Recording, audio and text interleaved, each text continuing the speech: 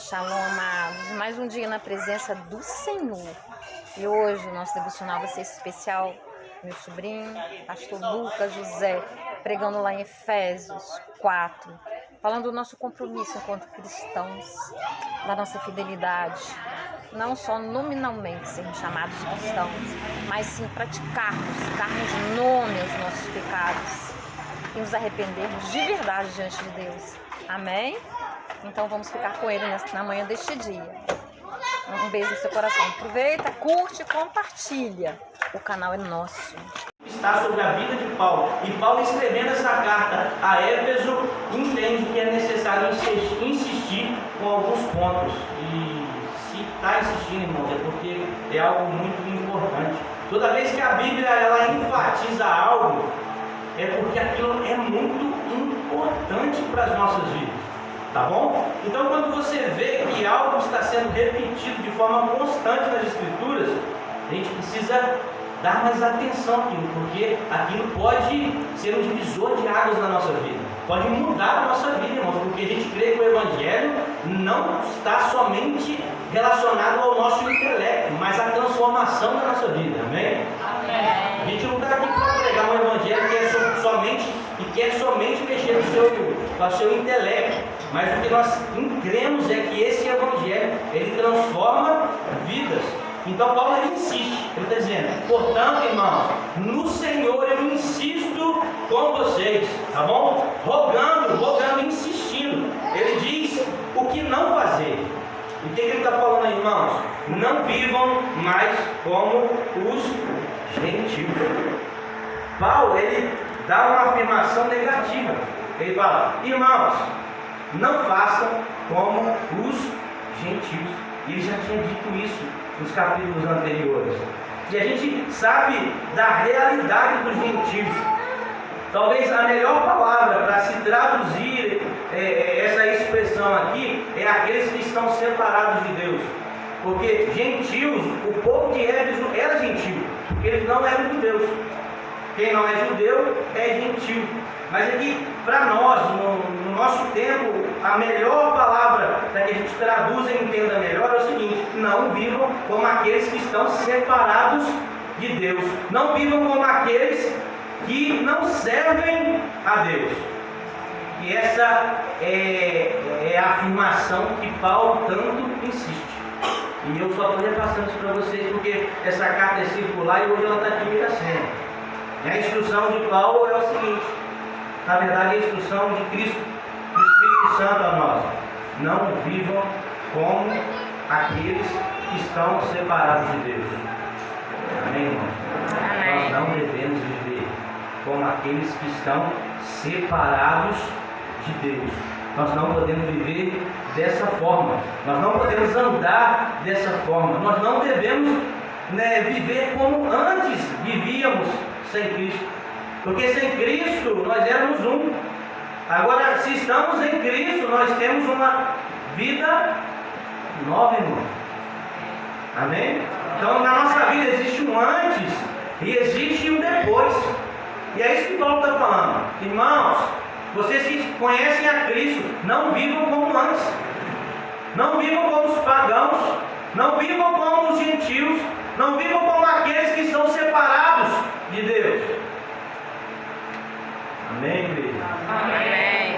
Não vivam como aqueles que estão separados de Deus. E Paulo começa a falar a respeito da realidade daqueles que estão separados de Deus. E Paulo, ele é bem claro sobre qual é a realidade daqueles que estão separados de Deus. Anteriormente, se eu não me engano, no capítulo 2, Paulo vai dizer: aqueles que estão separados de Deus, eles estão, primeiramente, estão separados e estão sem Deus, por isso não têm esperança. Eles não têm Cristo. Então, como ter esperança? Então, a realidade espiritual daqueles que estão separados de Deus é que eles são escravos do mundo, porque eles vivem segundo o curso desse mundo. Eles são escravos da carne, porque ele vive segundo as inclinações da carne. E ele também tem as influências do diabo que assolam a vida dele. Então, os gentios, os pagãos, aqueles que estão sem Deus, eles são escravizados pelo mundo. Quando eu digo mundo, é o sistema do mundo, os valores do mundo. Eles têm também as inclinações da carne, então são escravos das inclinações da carne e também são influenciados pelo diabo, pelo príncipe da potestade do ar. Paulo vai falar isso em Efésios no capítulo 2. Então Paulo está falando e advertindo insistentemente a esses irmãos: não vivam como aqueles que estão separados de Deus. Eles estão separados de mim, eles não têm esperança. Quem governa a vida deles é o mundo, quem influencia eles é o diabo, não é o Espírito Santo. Eles vivem segundo a inclinação da carne. Amém? Amém. E aí, ele está falando, não vivam como eles. Eles vivem na futilidade dos seus pensamentos. Olha aí na sua Bíblia, irmão. No versículo 17, eles vivem na vaidade da sua mente. O que é futilidade, irmãos? É algo inútil, irmãos. Então, Paulo está falando, olha só, a realidade daqueles que estão separados de Deus é que o pensamento deles é um pensamento inútil. É algo sem valor. Não vivam como eles. Não pensem como eles. Não tenham a mente deles.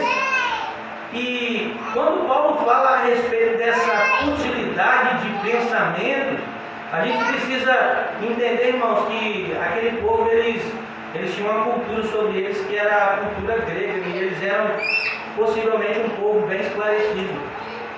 Porque a Grécia era o berço da filosofia. Então, eram pensadores. E Paulo está falando, olha só, não vivam com esses pensamentos, não vivam com essa mente. Versículo 18 vai dizer o seguinte: eles estão obscurecidos no entendimento, eles estão separados da vida de Deus por causa da ignorância em que estão, devido ao endurecimento dos seus corações. Então, primeiro, eles estão obscurecidos no entendimento, a obscuridade no entendimento, a escuridão no entendimento daqueles que estão separados de Deus. Amém? Amém. Perceba o contraste quando Paulo fala assim, quando ele se coloca de joelhos e ora pela igreja de Éfeso, ele fala o seguinte: olha só, eu oro para que o coração de vocês sejam iluminados. Glória a Deus. Para aqueles que estavam em Cristo, Paulo, ele se coloca de joelhos e diz: eu estou orando para que o coração de vocês sejam iluminados. Aleluia. E agora ele está falando, aqueles que estão separados de Deus, eles estão na escuridão. Misericórdia. Obscurecidos no entendimento. E aí depois Paulo vai dizer, eles estão separados de Deus. E aí eu te pergunto, por quê, irmãos? Aí o texto responde: por causa da ignorância. Por quê? Porque eles têm o coração endurecido. Tem dois porquês aqui. Paulo vai dizer, obscurecidos no entendimento. Depois, por causa da ignorância. E por que eles são ignorantes? Porque se eles fazem parte dessa cultura, aonde é o berço da filosofia, eles não são ignorantes, eles têm conhecimento, mas não têm conhecimento de Deus. E aí por quê? Porque eles estão com o coração endurecido. Então, queridos, se nessa noite existem pessoas que estão com o coração endurecido, eu quero orar em nome de Jesus para que o seu coração seja trocado nessa noite. E Jesus troca o seu coração de pedra por um coração de carne. A gente vai vendo um declínio na espiritualidade daqueles que estão separados de Deus. Percebe comigo, olha só, o obscurecimento da mente. Aí eles são ignorantes. E aí depois, endurecimento do coração. Que Deus nos livre de um coração duro, irmãos. Amém? Que Deus nos livre de um coração duro. Em nome de Jesus. No versículo 19, Paulo vai dizer: eles perderam a sensibilidade, eles se entregaram à depravação, cometendo com avidez toda espécie de impurezas. E essa é a realidade daqueles que estão sem Deus. Eles têm sensibilidade? Não. Eles são insensíveis. Eles se entregaram a todo tipo de depravação. Eles cometem pecados com avidez. E o que é cometer pecado com avidez, irmão? É com fome, é com gana. Então aqueles que estão separados de Deus, eles pecam com fome, com desejo, com gana. Essa é a realidade daqueles que estão separados de Deus. E Paulo está insistindo pelo Senhor. Ele vai dizer: eu no Senhor insisto, não vivam como aqueles que estão separados de Deus, obscurecidos em suas mentes, com o coração endurecido. Pegam com avidez, pegam com apetite, com ambição, pegam com fome. Eles perderam a referência. É um homem ou uma mulher que perdeu a referência. E quando a gente perde a referência, e a nossa referência é Cristo, irmãos, aí acabou tudo. Eu já não tenho nem certo e já não tenho errado. Aí a gente entra no relativismo, que é um dos valores do sistema mundano. Não existe certo e não existe errado. Não é Deus a referência daqueles que não têm a Deus. Então, meu filho, relativismo, não tem certo, não tem errado. Deixa eu dizer algo para vocês, irmãos. É diferente do tempo que nós temos vivido. Parece que a gente está falando para esse tempo de hoje, não é verdade? Onde não existe certo, onde não existe errado. Parece que nós estamos anunciando uma palavra que foi escrita agora, nessa hora. Parece que Paulo pegou uma caneta e um papel e acabou de escrever. Ou para contextualizar, pegou o celular e mandou uma mensagem do WhatsApp. Então, amados, quando o Evangelho nos confronta, não nos ofendamos, mas sim nos arrependamos. E nessa carta aí de Efésios, capítulo 4, leia toda. Pensemos, é um momento de repensarmos a nossa prática cristã e saber que Deus tem o melhor para nós. Não dá para ser cristão de meia boca, não podemos ser mornos, né? O morno, como diz lá em Apocalipse, ele é vomitado. Temos que ser quentes ou frios, né? Mas eu prefiro ser quente com o Espírito Santo e não frio e indiferente. Que assim seja, oremos. Papai querido, santo, justo, fiel, que através dessa palavra, Deus, principalmente no momento que os meus irmãos amados forem ler, que eles se sintam confrontados pela palavra, que essa palavra possa trazer avivamento, possa fazer toda a diferença na prática cristã de cada um, Deus. Tua palavra fala que Deus corrige aquele filho que ele ama.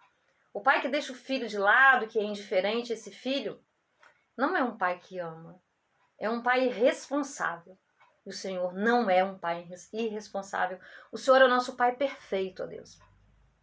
Que através dessa palavra, com o tempo, né, que nós ouvimos do pastor Lucas, a reflexão, e mais o que a palavra vai nos dizer com a leitura através do Espírito Santo, possamos avançar na nossa fé, de fé em fé, de glória em glória. Seja abençoado, meu irmão. E que nós possamos também interceder por todo este mundo. Que haja salvação, que haja libertação, que haja renovação de mente, que a metanoia, que é a mudança das nossas velhas estruturas. O velho já passou e o novo chegou para ser vivido, para trazer vida em abundância para todos nós através de Cristo. Aleluias! Até o próximo devocional. Seja abençoado, compartilhe, curta. E não se esqueça, Deus corrige todo aquele que ama. Amém?